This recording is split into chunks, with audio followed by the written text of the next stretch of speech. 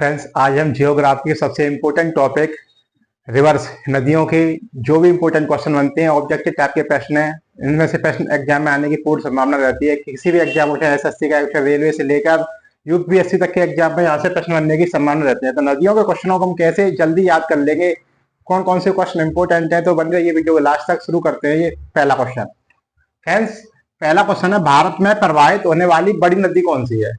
भारत में प्रवाहित होने वाली बड़ी नदी कौन सी है? ए गोदावरी, बी गंगा, सी महानदी, डी कृष्णा।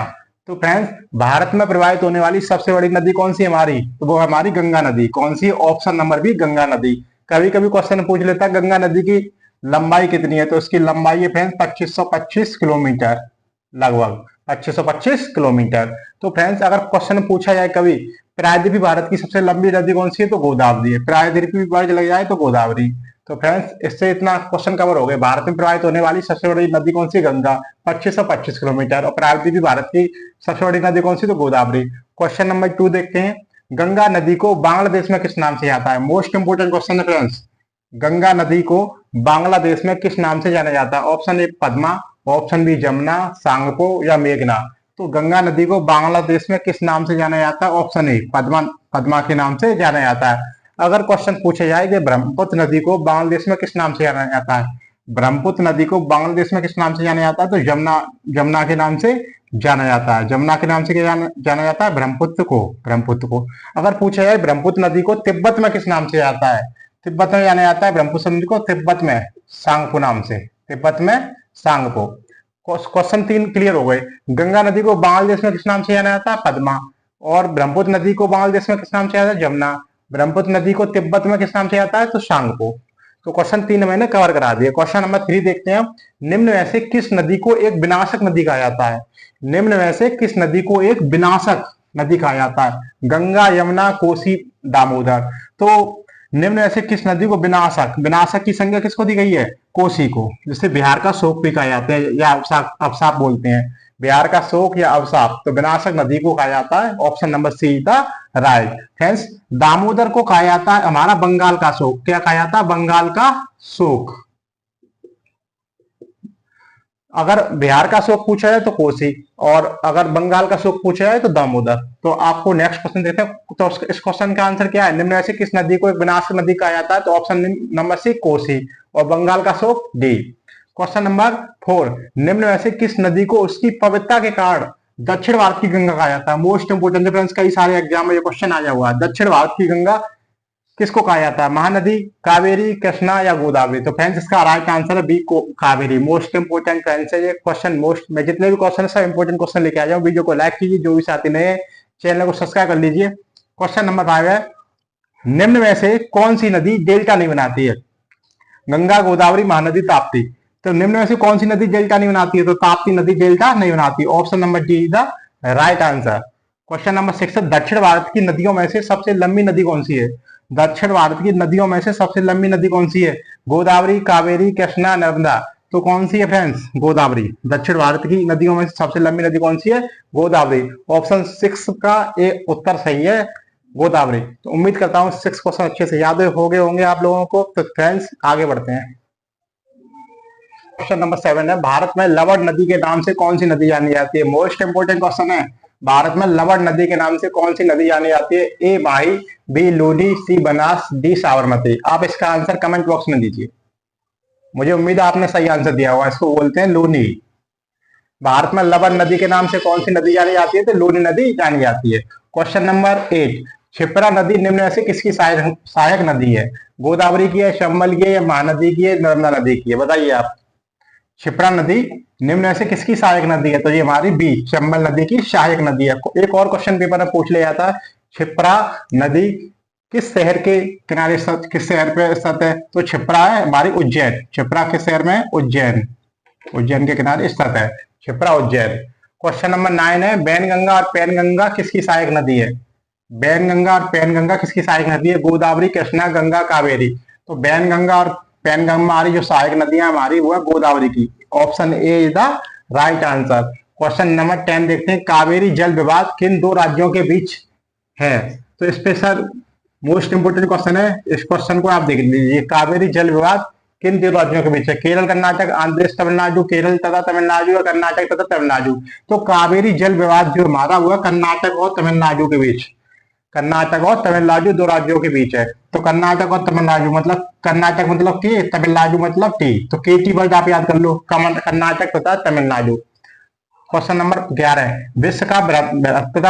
विश्व का बृहत्तम डेल्टा निर्मित होता है गंगा एवं ब्रह्मपुत्र द्वारा, मिसिसिपी एवं मिसौरी द्वारा, गंगा और सिंधु द्वारा, यांगसी एवं क्यांग द्वारा। तो विश्व का जो बृहत्तम डेल्टा वो होता है हमारा गंगा एवं ब्रह्मपुत्र द्वारा, गंगा एवं ब्रह्मपुत्र द्वारा। Option A is the right answer, Ganga एवं ब्रह्मपुत्र द्वारा।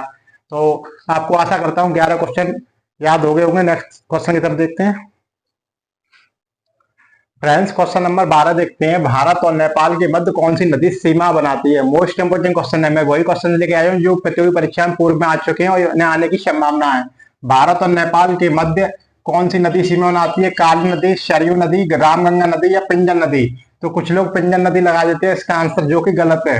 तो भारत और नेपाल के मध्य कौन सी नदी सीमा बनाती है? वो है काली नदी। Option A is the right answer, Kali नदी। क्वेश्चन में ऐसे कौन सी सिंधु नदी की सहायक नदी है? तो ऑप्शन ए है चिनाब ब्यास, झेलम रावी, सतलज या ये सभी। तो निम्न में से कौन सी सिंधु नदी की सहायक नदियां हैं? सिंधु नदी की चिनाब भी होती है, ब्यास, झेलम, रावी, सतलज ये सभी होती है। तो option D is the right answer.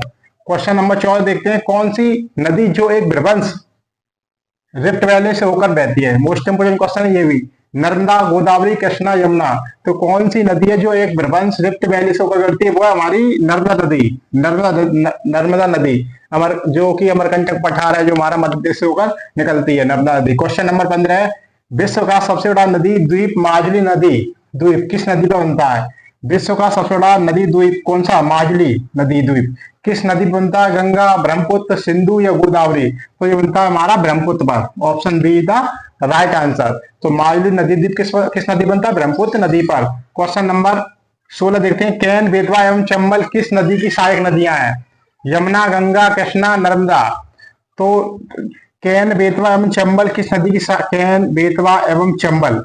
तो ये फ्रेंड्स ये हमारी यमुना नदी की हैं। Option A is the right answer. तो यमुना नदी की सहायक नदियां कौन कौन सी है? केन, बेतवा एवं चंबल। तो आप ऐसे याद कर लो, यहाँ पे एक बार याद कर लो के बी सी। तो देखो के से हो गया हमारा केन, बी से हो गया बेतवा और सी से हो गया चंबल। तो इस वजह से आप भूलेंगे नहीं, के बी सी बार याद कर लो आप। केन, बेतवा एवं चंबल किसकी नदियां हैं? सहायक नदियां तो यमुना नदी की। Option A is the right answer. Question number 17 देखते हैं, सूरत किस नदी के किनारे स्थित है? तवा, नर्मदा, ताप्ती या कृष्णा? तो सूरत जो कई बार एग्जाम में प्रश्न आया भी है, सूरत किस नदी के किनारे स्थित है? ये हमारा Tapti. Option C is the right answer, Tapti नदी के किनारे स्थित है। तो उम्मीद करता हूँ आपको सेशन अच्छा लग रहा है, क्वेश्चन बहुत ही इंपॉर्टेंट है। चलिए और क्वेश्चन देखते हैं फ्रेंड्स। क्वेश्चन नंबर 18, मंदाकिनी एवं अलकनंदा के संगम स्थल को किस नाम से जाना जाता है? मोस्ट इंपोर्टेंट क्वेश्चन है फ्रेंड्स। मंदाकिनी एवं अलकनंदा के संगम स्थल को किस नाम से जाना जाता है? ए रुद्रप्रयाग, देवप्रयाग, कर्णप्रयाग, विष्णुप्रयाग। तो फ्रेंड्स इसका आंसर क्या है? रुद्रप्रयाग, रुद्रप्रयाग। तो फ्रेंड्स हम इन मंदाकिनी एवं अलकनंदा के संगम स्थल को किस नाम से जाना जाता है? रुद्रप्रयाग। अब देवप्रयाग, कर्णप्रयाग, विष्णु, इनसे भी तो क्वेश्चन आ सकता है। तो कैसे हम ट्रिक के माध्यम से इसे आसानी से याद कर लेंगे। अगर क्वेश्चन पेपर में पूछा जाता है तो भागीरथी और अलकनंदा के संगम स्थल को किस नाम से जाना जाता है? तो देवप्रयाग। मंदाकिनी एवं अलकनंदा के स्थान पर क्या था? रुद्रप्रयाग। पिंजर एवं अलकनंदा को किस स्थान से जाना जाता है? कर्णप्रयाग। धौलीगंगा और अलकनंदा के नाम को किस स्थान से जाना जाता है? विष्णुप्रयाग। तुम कैसे ट्रिक से याद कर सकते हैं? जैसे हमारा क्वेश्चन था मंदाकिनी एवं अलकनंदा, तो क्या आंसर था? रुद्रप्रयाग। तो मंदाकिनी प्लस अलकनंदा, तो हमने शब्द बना लिया राम, RAM। आर का मतलब हो गया रुद्र, मतलब रुद्रप्रयाग। ए का मतलब अलकनंदा, एम का मतलब मंदाकिनी। तो इस टाइप से हम याद रख सकते हैं। ऐसे ही देवप्रयाग कैसे होगा? डी का मतलब देवप्रयाग, ए का मतलब अलकनंदा, बी का मतलब भागीरथी। ऐसे कर्णप्रयाग, कर्णप्रयाग, के का मतलब कर्णप्रयाग और ए का मतलब अलकनंदा, पी का मतलब पिंजर, मतलब कैप। ऐसे हुई ये भी बैब। तो मतलब हुई का मतलब क्या हो गया? विष्णुप्रयाग, और ए का मतलब अलकनंदा, धौलीगंगा, बी। तो इस टाइप से इन छोटे छोटे वर्डों को आप याद कर सकते हैं, DAB, RAM, CKP, OBAB। तो आप इन ट्रिक से आसानी से याद रख सकते हैं। कोई सा क्वेश्चन पेपर में एक तो आ ही जाता है। क्वेश्चन अगला देखते हैं 19वां, निम्न में से कौन सी सिंधु की सहायक नदी नहीं है? नहीं है पूछा है फ्रेंड्स। तो झेलम, चिनाब, रावी, ये तो सिंधु की सहायक नदियां होती हैं, लेकिन दामोदर नहीं होती है। दामोदर सिंधु की सहायक नदियां नहीं होती है। दामोदर को हम क्या बोलते हैं, बंगाल का शोक भी कहते हैं दामोदर नदी को। तो ये हमारी डी ऑप्शन सही है इसका, दामोदर। क्वेश्चन नंबर 20, नर्मदा नदी किस दिशा में बहती है? जो नर्मदा नदी है हमारी और एक ताप्ती नदी है, ये हमेशा हमारी पूरब से पश्चिम या पश्चिम से पूर्व या उत्तर से दक्षिण या दक्षिण से उत्तर। तो नर्मदा नदी हमारी पूरब से पश्चिम की ओर बहती है। Option A is the right answer. Narmada नदी है, एक हमारी ताप्ती नदी है, ये पूरब से पश्चिम की ओर बहती है। फ्रेंड्स, क्वेश्चन 21 है, गंगा की सबसे बड़ी सहायक नदी कौन सी है? यमुना नदी है, या सोन नदी है, या कोसी नदी है, या घाघरा नदी है? तो फ्रेंड्स, इस क्वेश्चन का आंसर आप लोग कमेंट बॉक्स में दीजिए। देखते हैं कितने कैंडिडेट इस क्वेश्चन का आंसर दे देंगे। गंगा की सबसे बड़ी सहायक नदी कौन सी है? यमुना, सोन, कोसी, घाघरा। तो उम्मीद करता हूं आप आज आपको ये इंडियन रिवर से रिलेटेड जो भी क्वेश्चन थे, भारत की नदियों से संबंधित मैंने जितने भी इंपोर्टेंट ऑब्जेक्ट थे सर, आप इस वीडियो को एक बार फिर से देख लीजिए और इसका देवप्रयाग, रुद्रप्रयाग, कर्णप्रयाग, प्रश्न आप चाहे तो उसका स्क्रीनशॉट भी ले सकते हैं। मोस्ट इंपोर्टेंट क्वेश्चन है। चैनल को लाइक कीजिए, वीडियो को ज्यादा से ज्यादा शेयर कीजिए। थैंक यू, जय हिंद।